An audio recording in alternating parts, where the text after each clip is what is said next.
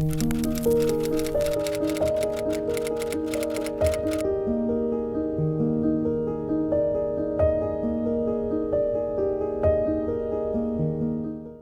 guys, welcome back to my channel. I hope you're all doing really well today. So it is a very gloomy, rainy, cold day outside, but I thought I would pretend that it's spring and make a spring dress. So that's what I'm going to be showing you guys today. This is what the dress looks like, and I used this beautiful fabric that Rifle Paper Company recently sent to me. This is a cotton and linen blend, and it's such a beautiful weight, especially for a slightly more structured piece of clothing like this princess themed dress. So I'm really excited with how this turned out. When I first saw the fabric, I had an idea for what I thought would be really pretty to make out of it. So I sketched it out, but as I was sewing this dress, I started to think, will this be too over the top and too much? But I really love how it turned out. So I'm glad that I kept with it and went with what my gut instinct was for the fabric. I love the print and the colors in this fabric, and I'm so excited with how it turned out. It is a princess themed knee-length dress with puffy sleeves and a sweetheart neckline in the front, a square neckline in the back, and then covered buttons down the front. So I really love all the sweet detailing. The pattern I ended up using for this dress is McCall's number 8177. And I went with the shorter length, which I actually lengthened by 1 inch. And then I also used the short sleeves, but I lengthened these by around 2 inches. So it's more of like a mid-length sleeve. But other than that, I just followed the pattern instructions. So let me go ahead and jump in and show you guys how this dress came together. To make this dress, I'm using 3 yards of my fabric, and the McCall's pattern comes with 2 length options. I decided I wanted to cut the shorter option, but I did want to add 1 inch of length to the shorter length. So first, to make sure I had enough fabric to do this, I laid all of my pattern pieces out, and then I split each of my 4 main dress pieces along the lengthen or shorten line for the skirt, and added 1 inch of length in between the 2 halves of the piece. I also used my measuring tape to make sure that this was straight with the grain of the fabric so that everything would hang properly once I had put it together. After I did this, I just went ahead and cut out my pattern pieces. Because this dress is designed with princess seams, I don't have to cut out separate bodice or skirt pieces. The dress pieces are all in one, which makes it a really simple design to sew.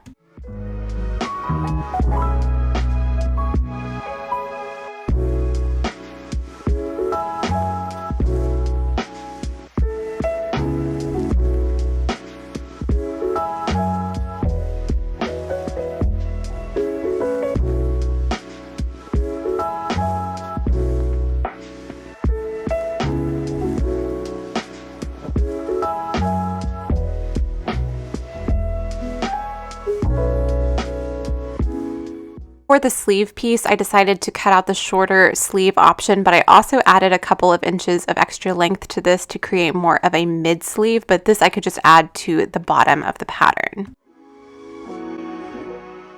So with everything cut out, let's do a quick inventory of all of the pattern pieces. So first we have the front pieces and the side front pieces. There are 2 of each of these. Then we have the back pieces and the side back pieces, again 2 of each of these. Also 2 different facing pieces, as well as the sleeve and then the pockets. So the first thing I'm going to do to start to put the dress together is assemble the front pieces. So I'm going to attach the side front pieces to the front pieces. Now, because this dress buttons up the front, it is in 2 halves. So I'm going to start by placing the side front against the front piece with the right sides together and pin along this edge. I'll match together any markings that I transferred from the pattern, and it doesn't seem like this would easily fit together because of the curves of the pattern pieces, but actually if you just take your time, it's not too difficult to get it to go together properly. Then I'll just sew the seam with a 5/8 of an inch seam allowance and use my serger to finish the edge, and then I'll do the same thing on the other side of the front.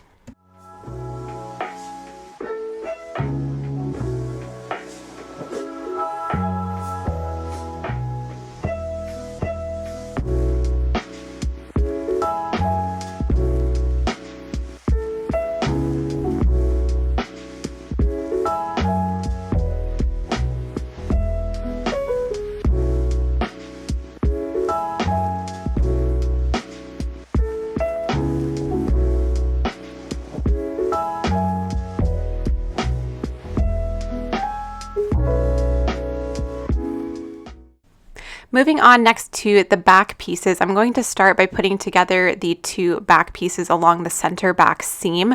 And this is just a simple straight seam that I will sew down with a 5/8 of an inch seam allowance, and again use my serger to finish the edge.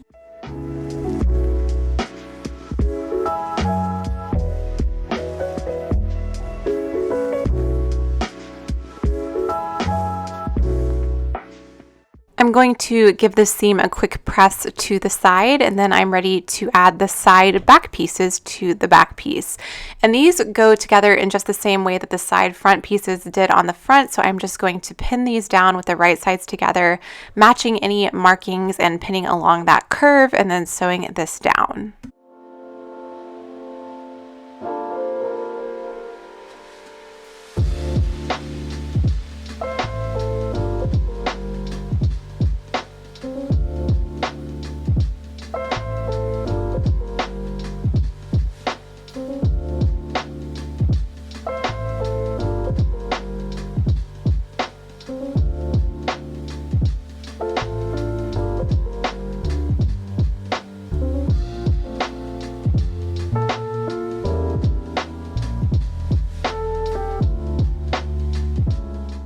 While I'm at my serger, I'm going to go ahead and use it to overlock the edges of all of my pocket pieces so that these are ready to go and be attached to the dress.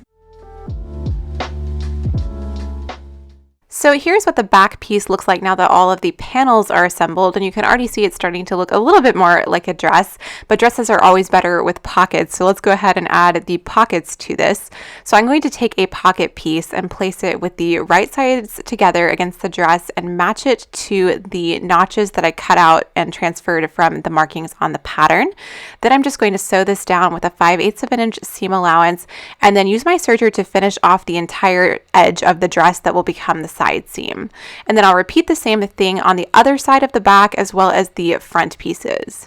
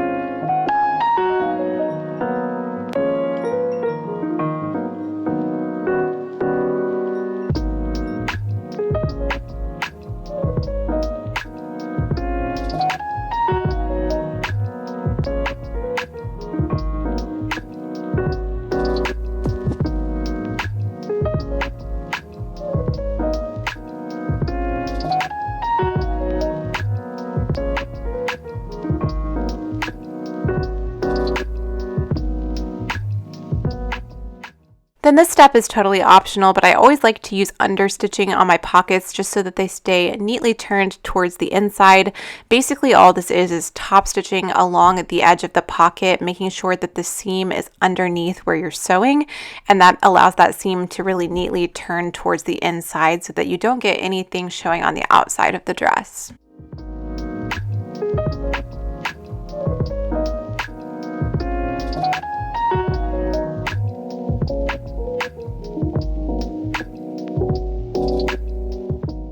So now with the pockets attached, I can go ahead and sew the front pieces to the back piece. So I'll place these together with the right sides together and match up the corners of the pockets just to make sure that everything is really clean on the outside once I sew this seam.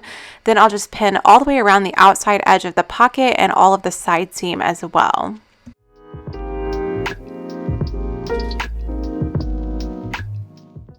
I'll sew this down with a 5/8 of an inch seam allowance, making sure to go all the way around the outside edge of the pocket.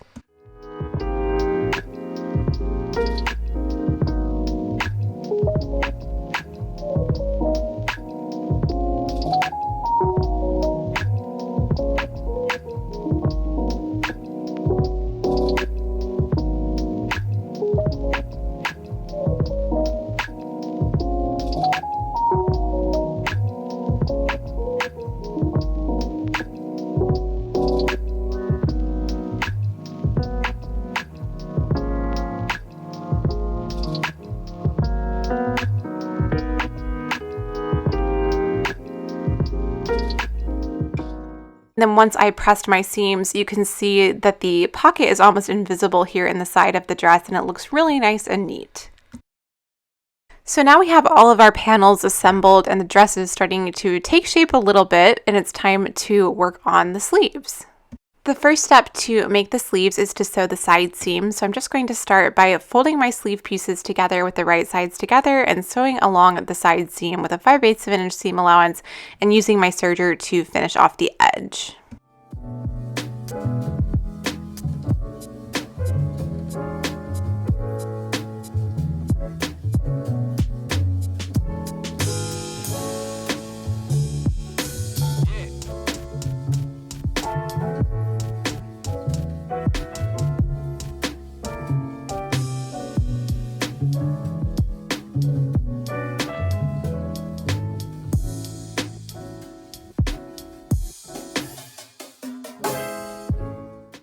I press the seam towards the back of the sleeve, and then it's time to work on the elastic casing for the top of the sleeve.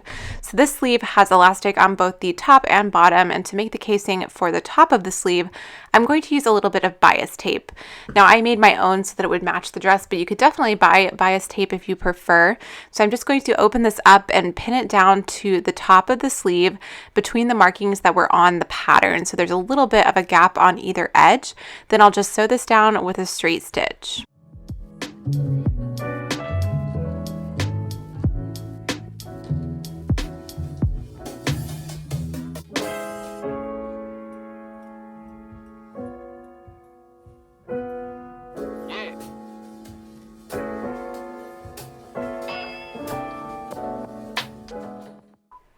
I'm going to trim away any excess fabric, being careful not to cut my stitching, and then I will turn the bias tape towards the inside of the sleeve and press this down.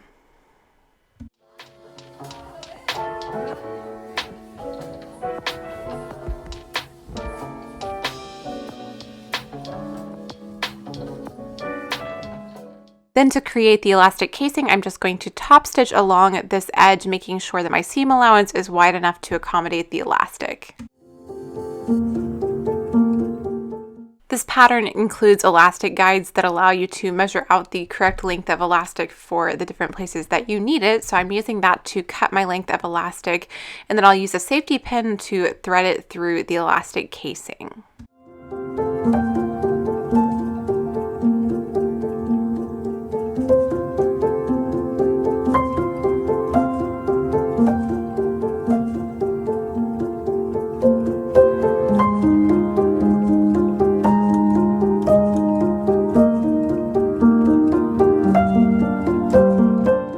I'm using pins to secure the elastic at the ends, and then I'm just going to top stitch to secure the ends of elastic so I don't have to worry about them coming loose as I'm sewing the rest of the dress.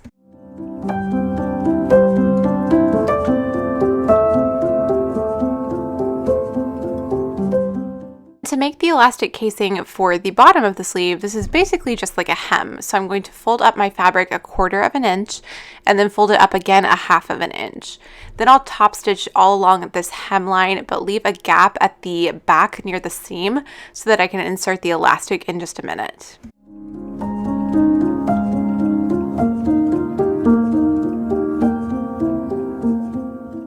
Then once again, I'm going to use my elastic guide and cut out the length of elastic and then use a safety pin to thread it through the elastic casing.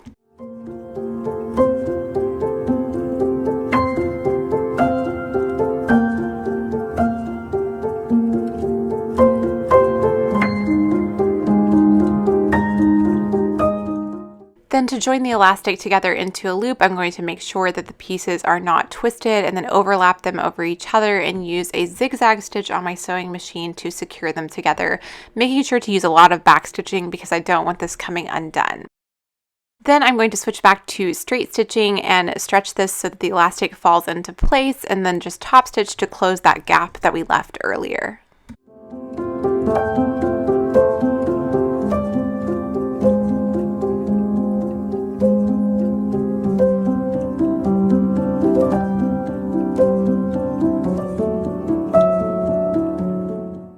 Then then to attach the sleeves, I'm going to match up the side seam of the sleeve with the side seam of the dress and just pin the sleeve into the armhole.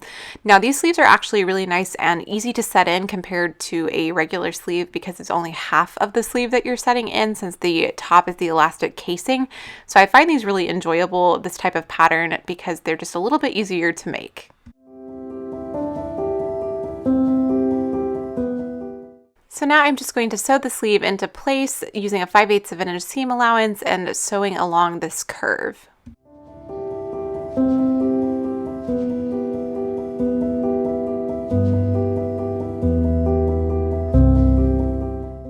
So next I'm going to assemble the facing, and the facing is what takes care of all of the raw edges on the neckline and down the front of the dress, and it's also attached under the arms, which is a little bit different.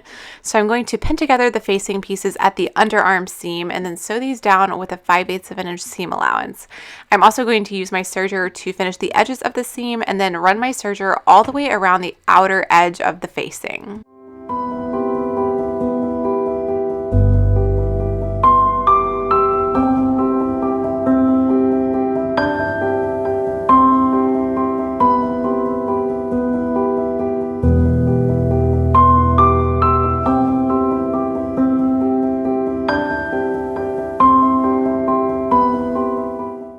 So now I can attach the facing to the dress. So I am pinning this to the neckline and front edge with the right sides together. And then I'm also going to pin it to the underarm seam, which is a little bit different from how I have done facings in the past. It's also a little bit difficult to see here on camera, but I think it'll make more sense as you keep watching here.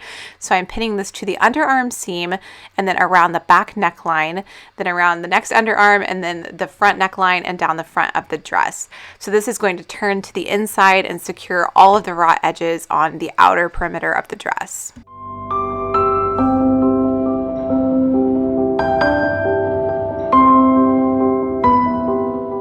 So now that I have this pinned on, I'm going to sew all the way around and sew the facing to the dress using a 5/8 of an inch seam allowance.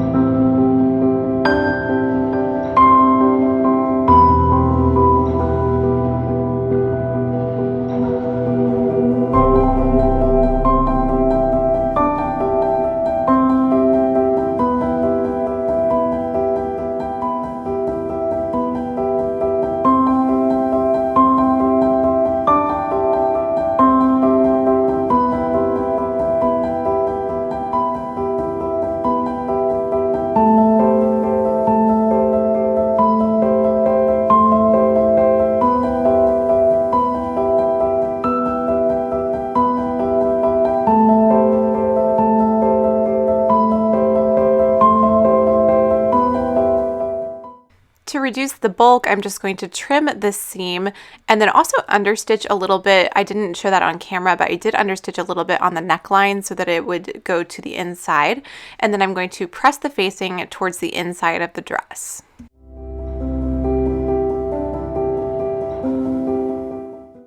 This pattern also includes a button guide to show you where to place your buttonholes. So I'm using that to mark where I want my buttonholes all along the front of the dress, and then I'll be ready to sew them.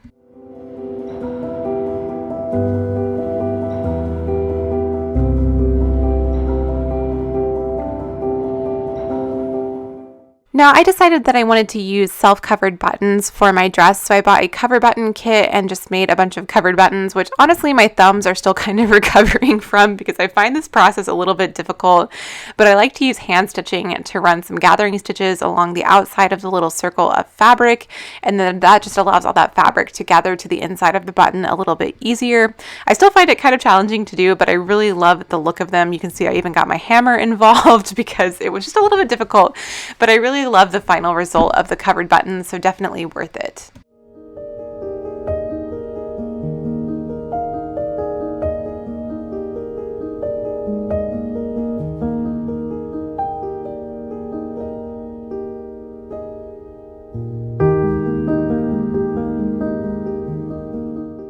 I went ahead and sewed all of my buttonholes. Now I have a second sewing machine that I've used to make buttonholes because my old Kenmore doesn't do automatic buttonholes.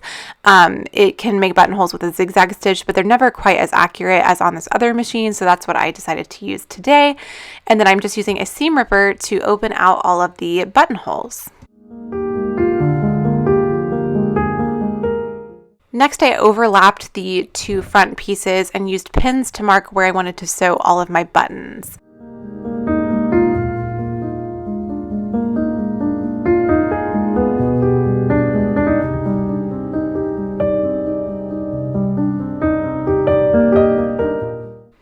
I used a needle and thread to sew all of my buttons onto the dress, and I also made sure that the print of the fabric on the covered buttons matched with where it would be sitting once the dress was buttoned up, and I think that just allows them to look much more professional and less conspicuous.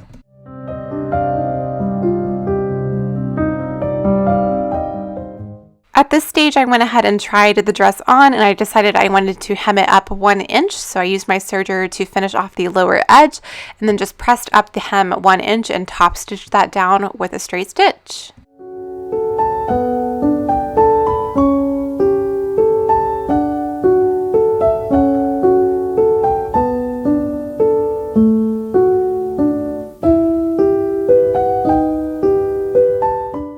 And with the hem sewn, this dress was done, and I am so pleased with the result. It's something completely different from anything else that I have in my wardrobe, and I really love the kind of extra big sleeves. I think they're so much fun.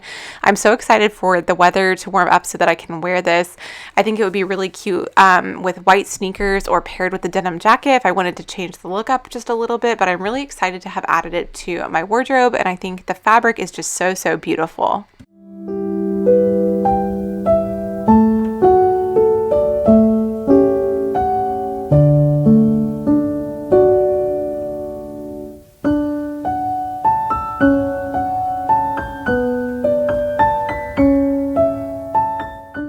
Alright guys, so that is going to be it for today's video. I hope you enjoyed seeing how this dress turned out. I really enjoyed this project. I think it's such a cute style and something very different from what I have in my wardrobe, so I'm excited to wear this once the weather warms up a little bit and it's less gray and rainy.